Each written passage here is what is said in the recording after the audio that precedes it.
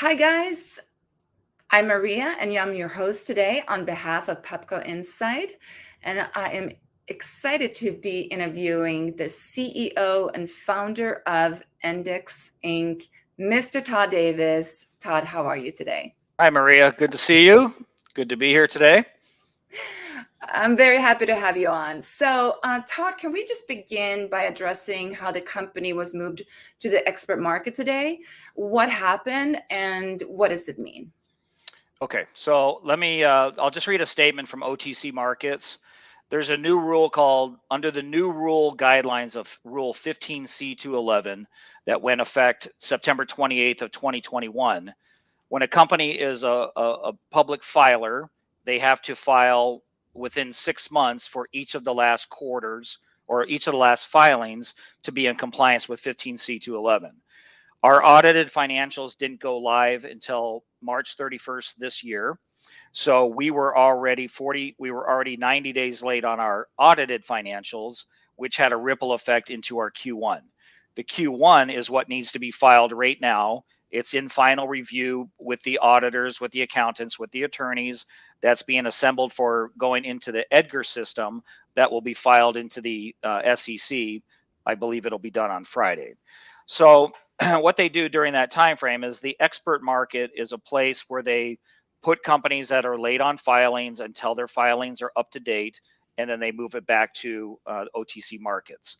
And the only difference is they're not providing quotes. So if there's market makers in a stock and there's a bid and the ask and all of those are represented, right now those are not transparent to the public. You can call your brokerage firm and they can get you a quote. It allows investors are still allowed to buy and sell, but they have to do it with with limit orders, and it has to be unsolicited with the broker. So it's just it's a new level of transparency. So they're trying to keep companies that are not filing current information to put them in a holding period until they get the compliance, and that's what the new rules are for. So we don't like it. This is not where we wanted to be. Coming out of with the delayed PCAOB audit and that review, it did send a ripple effect to us. It affected Q1. It will not affect Q2. So Q1 and Q2 are simultaneously being done right now. Q1 will be filed in. It'll be released within 48 hours or so of the filing going live into the SEC system. It will then move back over to OTC markets where full quotations will be. So we're anticipating here, since we've never been through this, we're anticipating anywhere from 3 days to up to the following Friday. So between now and following Friday next week is where that would be. And then the Q2 filing would be posted before May 15th. Thank you for clarifying that. I wanted to just kind of touch base on what changes that Endexx made during COVID, and also if those changes paid off.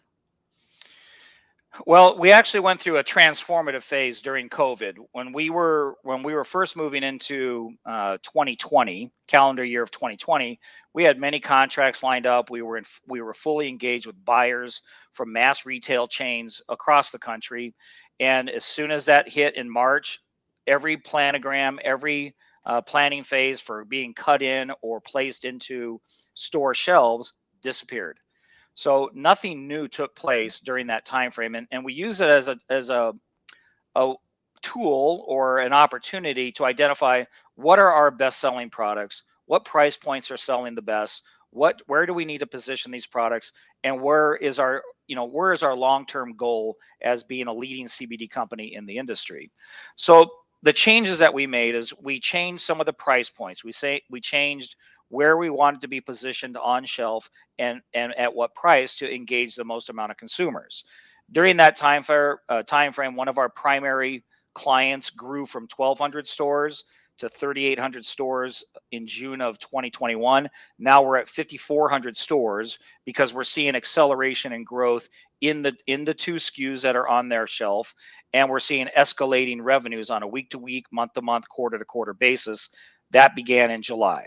So the first repositioning of product into this brand new industry is where we made the primary change. And because of this number one and number two selling SKU in the industry, we're now rated amongst one of the elite product providers and consumer brands in the CBD space. So that was primary condition number one. We're still evolving as far as the total marketplace that we want to address, but all the right steps are being taken place. It just with COVID, there were continuous delays. There's continuous delays in professional services. So there's still some hangover effect from COVID right now, but people are back to making decisions again. They're planning for September, they're planning for December, they're planning for next June, more typical to the way decision makers and buyers used to be prior to COVID. Yeah, according to the Nielsen rating system, your company is highly ranked in the CBD industry. Can you tell us a little bit more and elaborate on that? Yeah, the Nielsen ratings is, every one of our products, every product that's out there on the market today, doesn't matter if it's CBD or anything else, there's your barcode, and it gets submitted into a system. And then Nielsen ratings tracks, they categorize your UPC code, and then they track all sales with you, your competitors, the stores you're in, everything that's out there.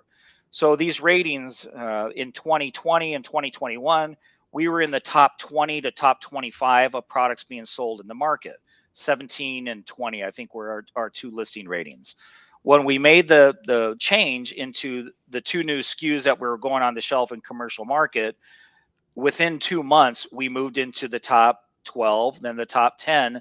Now we're the top number one and two selling products per SKU in the pain industry. So if you go into the pain aisle of any pharmacy, you'll see CBD products, not in all pharmacies, but many. And our two products being represented by 5,400 stores right now are ranking top one and two. And then in the whole industry of food, drug, mass, we're ranked, I believe, number 4 and number 7. So we have two of the top 10 rated in all things CBD right now with acceleration. And now we're in talks with a lot of the companies out there that look at these ratings to decide whether or not they want to carry a product or they want to bring it into their system. So over time, over the past 6 months, we've seen a lot of engagement. We have new buyers. We've signed up new vendor accounts. We've gone through compliance and due diligence with several different vendors, and they're starting to look at their planograms and where they want to cut the product in because they want to be able to sell two of the top selling products as well. Of course. Yeah, and lately it's been a lot of chatter about the new laws in Congress and Senate. What's your take on what's going on, Todd? Well, this is the first time there's been real engagement back into the actual rules and regulations. They established a final ruling in 2018, which opened up this mass market. Then they haven't made a single change since then. So the Safe Banking Act is one of them, and the MORE Act, which is the legalization and decriminalization of cannabis and CBD and all things cannabis related. They were trying to marry those two laws together. They would get it passed in Congress, and then it would break down and it wouldn't get passed by the Senate. So December came along, and there was a lot of anticipation in December that we're finally going to get the Safe Banking Act passed. They attached it to the defense bill. It got broken down, and they barely got the defense bill passed as it was. So going forward, 420, which is tomorrow, a lot of energy has been put into getting the final rules and regulations that they want to vote on both in the Congress and in the Senate. With the Senate approach, they want to legalize research. They want to legalize the ability to have a doctor correspond with his patient openly and legally, so that can be an open engagement. The Senate passed that. Now that's in the Congress hands. The Congress now has the MORE Act, and there's just right now appears to be too much pork, too much decriminalization associated with it, and the Senate is not going for it yet. But at least they separated the banking law from the legalization law. So the Hmm. banking law is sitting out there now attached to what's called the Competes Act. The Competes Act is for small business and equalization for economics, and also to help us compete with foreign countries for chip manufacturing. The politicians that are leading up are now saying that the Safe Bank Act is the priority in that bill. So they're engaged with the Senate now to make sure that this is the one piece that they get in place. That is the whole ticket. You know, in Mm. order for capital to come into this industry, for people to function in a real infrastructure of an industry, the banking component has to be in place first. The decriminalization, the descheduling, and all the those other pieces, they can be handled separately, and that's going to take continued negotiations, I think, for the months to come. I don't think they're at a decision-making point there. Mm. So again, you know, I've said this publicly before. The Safe Banking Act is critical. Also, the United Nations, they have a law that's getting pushed through to legalize or decriminalize cannabis as a whole worldwide. These are laws that go back to 1961, 1940, and 1970. So if the UN releases that and gets that signed off on to decriminalize, all countries can now fall into compliance under the UN and not be relying upon what's the US up to. That is another critical piece for international and global trade. Wow, that's really fascinating. Um, I'm just thinking about in the past, you've announced that you want to reach 20,000 stores. How many stores do you have now? And what is your plan to reach those 20,000 stores? So in food, drug, mass, we're at 6,400 stores right now. We're in negotiations and presentation with multiple companies that can get us to 20,000 stores before the end of this calendar year, depending on their planogram and where they actually want to place the products initially. So that will help us. We're very close to achieving that, where we can actually pinpoint, say, we're at 20,000 stores. The longer term goal is to get to 32,000 stores, and then out, there's a leap up above 50,000 stores. The way we're doing that is you highlight the two products that are selling the best. That's what everybody wants to carry. They want to sell a product that sells, that's at the right price point, and gets a repurchase from consumers. That's what we're seeing with our balm and our creams at Walgreens and now going into a couple other stores. Our Blesswell brand is starting to get some traction. It hasn't taken off yet because it's in a brand new category, which is skincare, but there's a lot of attention and a lot of interest in there in getting that product out there, not necessarily as a CBD product, but as a men's grooming and men's skincare product where there is less competition and more need for high quality products. So between those two channels, we're uniquely positioned to get to that 20,000 store goal and then expand beyond there. Yeah, I wanted to just kind of ask you what are the stores that we can find your product, and where we can buy it, the websites and the stores. Sure. Yeah. Well, Walgreens is our primary CBD company right now. They're in 5,400 stores. They're in almost every single state now. So if you go to the store locator at cbdunlimited.com and punch in Walgreens in your zip code, all the stores that carry the product will be right there for you for the pain products. For the Blesswell products, we're in 1,000 CVS stores right now. So it's California, Texas, Florida, Wisconsin, Illinois. There's a few concentrated pockets. They're not store wide yet. So you really do have to go to the store locator, find the product, find out which stores in your area carry it, go to those stores. Both product sets can be found on their websites as well. So you can go to walgreens.com, buy the product. You can go to cvs.com and buy the product. From a shareholder standpoint, we want the shareholders to go out and buy as well. So given the opportunity for gifting and using for yourself, go out and buy these products. Hmm. It helps with the numbers. It helps with the distribution. One of the reasons we need that help with our own consumers and our own investors is we're not allowed to advertise yet in store with CBD related products. So there are certain restrictions, and we've done all this growth with not a lot of advertising. You know, we'll Wow. do a little bit of social advertising. We do some geofencing to help drive people to the store, but we can't put out a commercial yet. We can't do mass advertising. It falls outside of the radar bands. And if you do start going down that path, that's when companies are getting letters from the FDA saying you can't say this, you're making claims, and it causes a lot of issues. Hmm. So based on our customer base, we need people to go out and buy, to gift, to share what's going on, so more and more people can use the product and find out how high quality the products really are. Hmm. And then secondarily, Maria, we do have our websites. cbdunlimited.com is our primary site.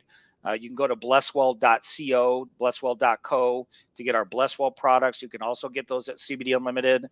And then we have a couple of our specialty products, like the Maggie's line is getting ready to go live. So we'll be making some announcements on that. And we're starting to isolate premium products or specific category products away from the grand marketplace, so they get more attention for the people that are seeking specific remedies. So that's where we're at today. Yeah, I was going to ask you about Phytobites because I have a dog that has arthritis and is anxious and nervous. And I was wondering if that's also a product that you can talk a little bit about and where I can find it. Well, the Phytobites is best just to go online and buy it. There are stores, there's probably 50 to 60 stores nationwide, animal hospitals and clinics that are carrying the product. Uh, we went through another retooling on that as well. With the supply chain issues out there, some of the animal medicine manufacturers have backlog and back orders anywhere from 20 to 60 weeks out. So Wow. we can't really rely on that anymore. We had to put it out for bid, try to mirror and match our texture and the quality of the products.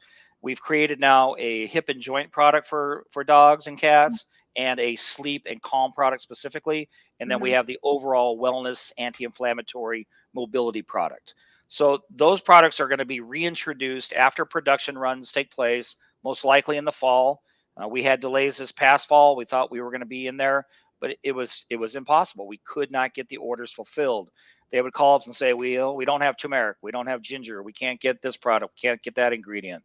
So we had to work with what we had that we knew that we could control the outcome of, and we're going to reintroduce that in grand form and really isolate it so Phytobites can accelerate and perform as it did right at the beginning when everybody was reaching out for it. So the long-term customers knows exactly what it does for a dog like yours. It Mhm. helps the dog respond to its environment. It helps them with their mobility, helps them Mhm. with their overall wellness platform. And we're still very excited about Phytobites, and ultimately, we'll expand that into the other animal sets. Yeah. Yeah, so I wanted to ask you as well about the Safe Banking Act and why you think that that is really important. So going back to that, it's more complex than just saying it's where I deposit my money. It's where I transact my sales transaction.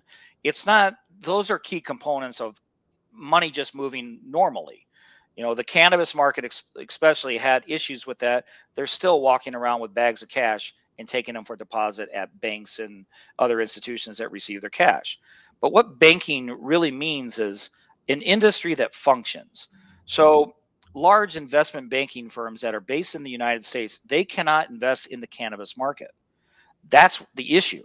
So if you had Goldman Sachs, Morgan Stanley, Merrill Lynch, Berkshire Hathaway, if they have access to this industry, they will invest. Maybe Yeah. not at the beginning, but eventually. That's where the real capital in the capital markets are at. And in order to sustain growth, we need to have capital infusion from US based investment banks. The Banking Act makes that possible. So when the Banking Act does go live, this will put in play investment banking around the country. Their money will be able to be invested in both growth companies and larger, more established companies. And it will allow cannabis companies to start branching out into other areas that they would like to participate.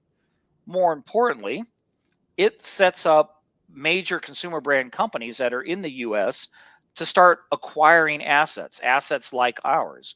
If we're in 20,000 stores, 32,000 stores with good real estate and good sales and good volume at what we do, we become an acquisition target because they would rather buy 20,000 stores rather than go build out 20,000 stores. That real estate is what is the real value. So Mm. banking ultimately makes all of that possible, and it's being built up and built up and built up, and that market I believe is ready to explode. So we're hoping in 2022 this is the year where the Congress and the Senate come together and get that part of the platform correct. After that, the markets will be the markets, and that's where true free enterprise and capitalism will take over. Yeah. So where do you see the hemp CBD industry going over the next few years? Well, with banking, it gets big. It's one of those things. In 2014, I did a public announcement or a public presentation on what I thought the CBD industry and the hemp industry would be. They will be commodity based industries. They will be an ingredient. They will be something other than just a miracle product that helps you with one specific function. You'll see CBD everywhere. You'll see hemp derivatives. The farmers can grow all the hemp in the world, but you can only sell so much CBD. There's lots of molecules, there's lots of byproducts of hemp that can start being integrated into normal commerce, normal manufacturing. So hemp has this exponential potential to be repurposed and reutilized for lots of different things, anywhere from plastic manufacturing to semiconductor manufacturing. There are places for these byproducts. It Mhm. produces a lot of oil, and oil can create a lot of products. So hemp, CBD, we keep seeing market forecasting for multi $20 billion, $30 billion market. Well, without banking, we can't get there. With banking, this market opens up for everybody. And then cannabis, will, in my opinion, ultimately it'll be a regulated product, more like tobacco and liquor. And then it'll fall into those platforms so that the government can then properly regulate and control that industry. So Mm. it's coming, but banking is the critical component. Right, right. Well, Todd, thank you so much. This was extremely informative, and I am sure that all the shareholders were happy to hear about your vision and the potential future of your company. Be sure to find this interview and more information at endexx.com. That is ENDEXX.com. Thank you, everyone, for joining today on behalf of Pepco, Insight, and Endexx. Thank you. And thank you so much, Todd, again for joining us. Hey, my pleasure.